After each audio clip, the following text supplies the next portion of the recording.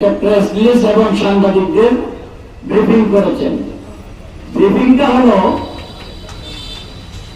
বাংলাদেশে একটি তথাকথিত যুদ্ধাপরাধের ট্রাইব্যুনাল করেছিল হিন্দুস্তানের সহায়তায়।